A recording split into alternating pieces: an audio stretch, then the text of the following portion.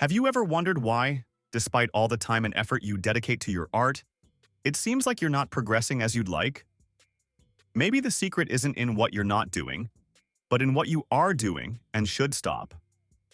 In today's video, we'll look at 7 habits that are worsening your art. Those practices or beliefs that, without you realizing it, are holding you back.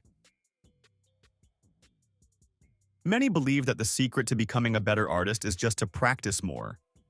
This might seem to make sense at first glance, but it hides a trap. If you are truly putting in the effort, practicing a lot, and not seeing at least a satisfactory improvement, the solution isn't always to increase the volume of practice. Think of practice as a road you follow to reach a goal. If this road is leading you in the wrong direction, it doesn't matter how fast or how long you walk. You will simply never get where you wanted. So, if progress isn't happening the way you expect, it's time to reevaluate your practice method, instead of just increasing the hours dedicated to it. Bad study methods can also end up developing bad drawing habits, and just like many other skills, breaking a bad habit is usually much harder than creating a new one. More concerning is the risk of this bad method destroying your motivation to draw, making you think that this isn't for you, that you don't have talent, since you can't improve at all. Therefore, it's very important to know what you're doing, and that's why having good references, or even a teacher, a mentor, if you can, is so beneficial. I've heard at least 3 times just this week, and you probably have too, that using references is a bad thing. That if you use references, you're not a real artist, that you're just copying and blah blah blah. What's most sold out there is the famous "learn to draw from imagination." But that's a lie. If you see anyone saying that you need to learn to draw from imagination, just run. Run fast, call the police. Just kidding. Don't call the police, but run. Drawing from imagination is nothing more than drawing from your memory. Confused? Let me explain.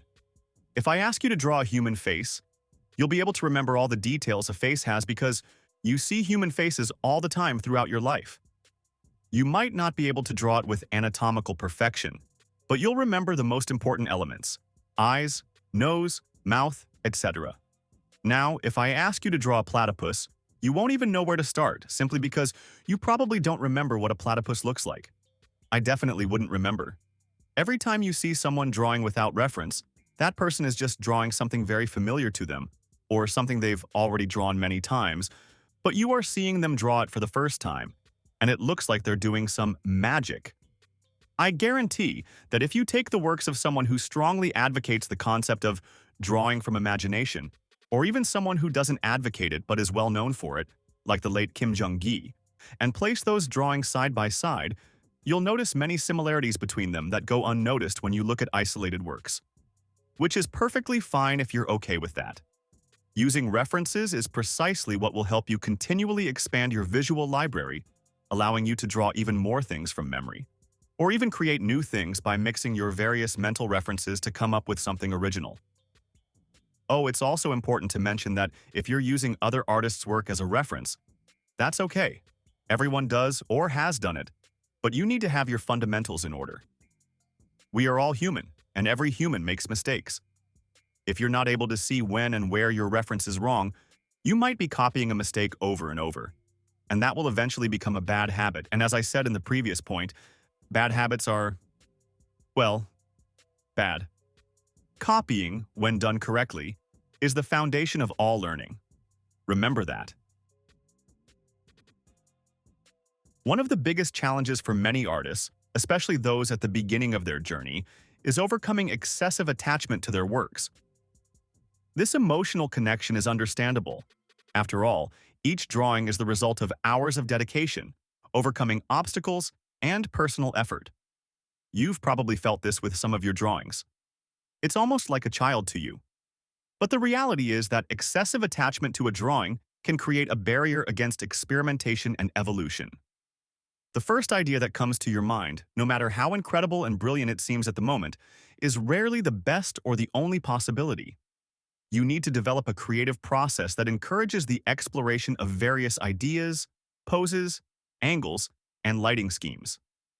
Practicing the development of multiple versions of the same idea is very important.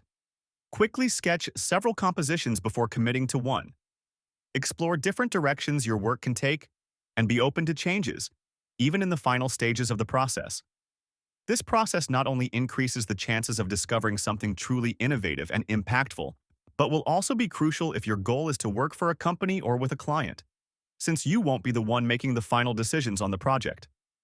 Getting too attached to an idea and then having it discarded for some reason beyond your control can be quite demotivating for an artist. So, don't get too attached.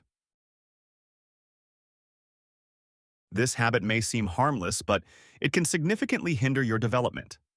Studying the fundamentals of art without a specific goal isn't necessarily bad, but it can be extremely tedious and demotivating, turning the learning process into a miserable task. If you are some kind of robot programmed from birth to be ultra-disciplined, thinking that motivation is for mere mortals, then go ahead. But that's not the reality for most people.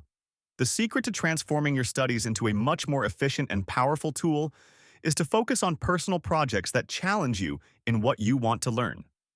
For example, if you need to deepen your knowledge of perspective, it's interesting to get involved with a project where you'll draw a cityscape. Suddenly, the fundamentals of perspective are no longer abstract concepts. They become essential knowledge that you are highly motivated to master. When you see a direct need for specific knowledge, your studies become much more efficient and rewarding. You are no longer accumulating knowledge for the sake of accumulating it. So, when planning your studies, start with a specific project or goal in mind. Ask yourself, what do I want to achieve with my art? What skills do I need to develop to accomplish this? By answering these questions, you not only direct your studies more effectively, but also find a giant source of motivation. Remember, the most powerful learning occurs when you are thirsty for knowledge. Artists are often advised to step out of their comfort zone and explore new things in their art. However, there is a fine line between challenging yourself to improve and forcing yourself to do things that don't bring you joy.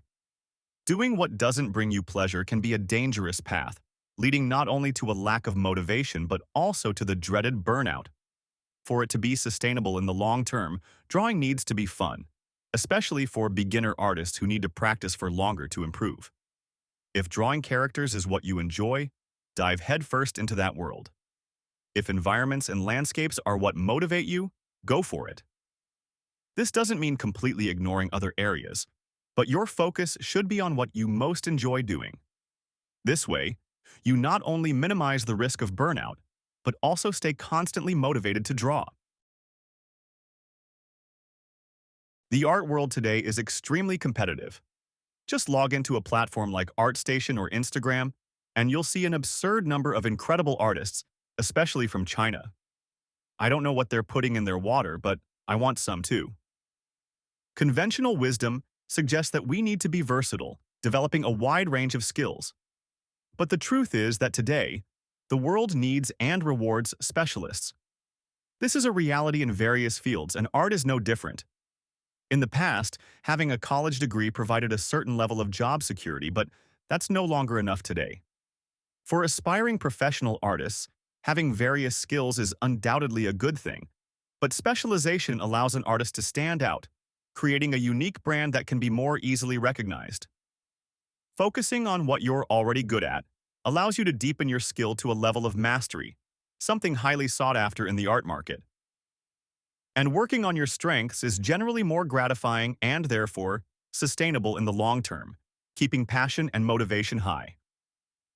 This doesn't mean you should completely ignore your weaknesses. Instead, work on them strategically and in a balanced manner. Growth in less mastered areas can and should be developed gradually, in a way that complements your skill set without compromising your specialty. If your goal is to make a living from your art, you definitely need to pay attention to the opinions of others, as you won't be creating that art just for yourself. In fact, other people's opinions can be extremely important for your development, especially if the person giving you feedback is more experienced than you. A trained eye can spot flaws in your work that you currently can't see, helping you skip some steps and evolve much faster. However, you need to know how to filter the good feedback from those who just want to hurt you, or from those who simply won't help you at all and aren't aligned with your goals. Eventually, you'll come across some envious person who just wants to offend you because they can't reach where you have already gotten, can't do what you do. This is part of the process, and it's up to you to identify these people, ignore them, and continue on your path without looking back. That's why it's good to cultivate a trusted community, a circle of mentors and colleagues whom you trust and who only want to help and grow with you. This support network not only provides a safe space for exchanging ideas, but can also be a constant source of inspiration and motivation. If you enjoyed this video and want to take your drawing skills to the next level, I have a special recommendation for you. In the links in the description, you will find amazing courses that have been carefully selected to help you improve your techniques and expand your creativity. Additionally, by purchasing any of these courses, you will be directly supporting the channel, allowing me to continue creating quality content for you.